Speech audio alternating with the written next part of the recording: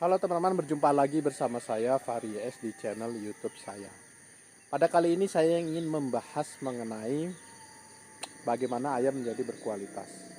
Ya, ini berdasarkan pengalaman, pengamatan, dan eh,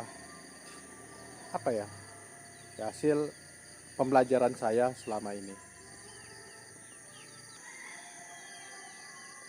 Apakah dari teman-teman yang merasa membeli ayam Samo, Bangkok, atau apapun ayam lainnya yang sejak kecil? Mengapa kecil? Karena di Indonesia saya melihat banyak dari kita yang ingin menghemat pengeluaran, yaitu dengan membeli ayam sekecil mungkin yang dilepas oleh peternak. Itu tidak salah, tetapi itu ada resikonya. Dan apakah ada dari para penonton YouTube saya ini yang mengatakan, wah saya ditipu, ayamnya tidak sesuai dengan ini, tidak sesuai dengan ini?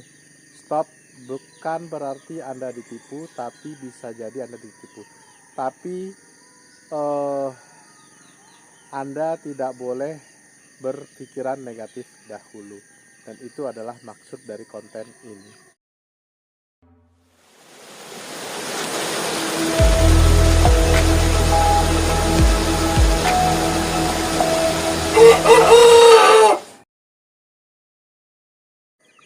Maksud dari konten ini bukan untuk menjatuhkan para newbier, ya teman-teman. Jadi mungkin sebagian dari kita, termasuk saya dulu saat menjadi newbie, menghemat uang karena kita mungkin belum mampu membeli yang dewasa dan besar. Jadi kita membeli ayam sekecil mungkin dengan maksud penjualan pengeluaran sedikit mungkin. Dan terkadang dari kita mencari harga semurah mungkin dari peternak yang tidak terkenal atau lainnya, atau banyak faktor ya. Ya memang, tapi teman-teman pernah berpikir nggak, kenapa para peternak yang berpengalaman memiliki hasil ayam yang relatif lebih baik ya? Kenapa sebagian orang hasilnya juga kurang baik? Nah, maksud dari konten ini adalah untuk menjawab sedikit pertanyaan mengenai itu, tapi kalau menjawab rasanya kurang baik ya. Cuman membuka wawasan kita bersama ya. Teman-teman mungkin pernah mendengar peribahasa yang mengatakan bahwa guru terbaik adalah pengalaman. Bahwa pengalaman adalah guru terbaik, dan bahwa waktu adalah uang. Nah, ini dia ya maksudnya di sini. Jadi seorang peternak yang berpengalaman, seorang peternak yang baik bisa mengambil ilmu dari pengalamannya. Dan itu ketika kita belajar dari mereka yang berpengalaman, seperti kita mengisi ember kita yang kosong dengan ember si orang berpengalaman itu yang sudah penuh, tanpa mengurangi sedikit pun isi dari ember mereka, bahkan menambah. Nah, sebagai contoh, sebagai peternak yang sudah beberapa tahun, saya mempelajari bahwa di lokasi dingin seperti saya ini, memberi pakan dari jagung itu sangat baik untuk menjaga kehangatan si ayam ya. Tetapi mungkin mereka yang tinggal di daerah hangat, bahwa komposisi jagung yang terlalu banyak akan mengakibatkan bulu yang rontok. Nah teman-teman, sebenarnya bagaimana sih persentase untuk mendapatkan ayam yang bagus ya? Apakah murni hanya dari bibitnya? Saya menjawab tidak ya.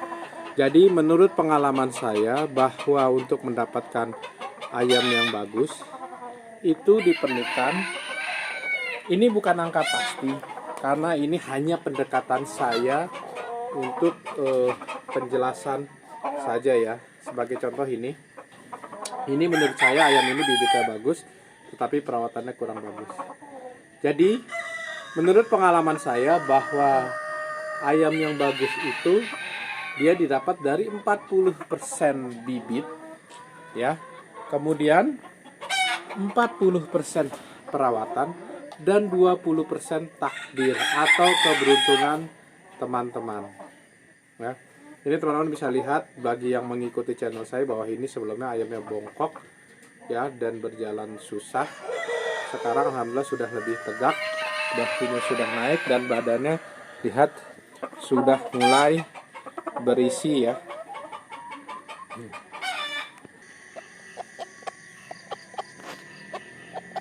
Angka 40% ini saya maksudkan bahwa faktor keturunan adalah angka yang faktor yang sangat bagus ya, sangat tinggi. Jadi jika kamu ingin mendapatkan ayam yang bagus ya cari keturunan yang bagus, tetapi itu tidak mutlak bahwa akan menghasilkan yang bagus. Tetapi adalah kamu memiliki dasar bahan yang bagus ya. Memiliki genetik yang bagus untuk sebagai bahan breeding kamu. Nah, selanjutnya adalah 40% itu adalah faktor perawatan dari teman-teman. Ya.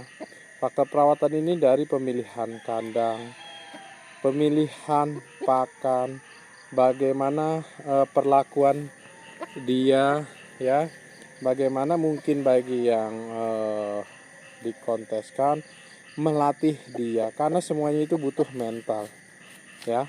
Nah, hasil ini ditambahkan dengan atau dikalikan dengan 20% takdir yang baik atau takdir yang buruk.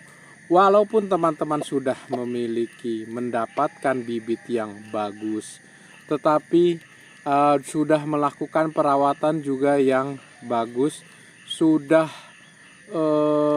memberi pakan yang bagus, sudah segala macam bagus, tapi takdir teman-teman bahwa itu jelek, tetap saja ayamnya jadi jelek. Mengapa demikian?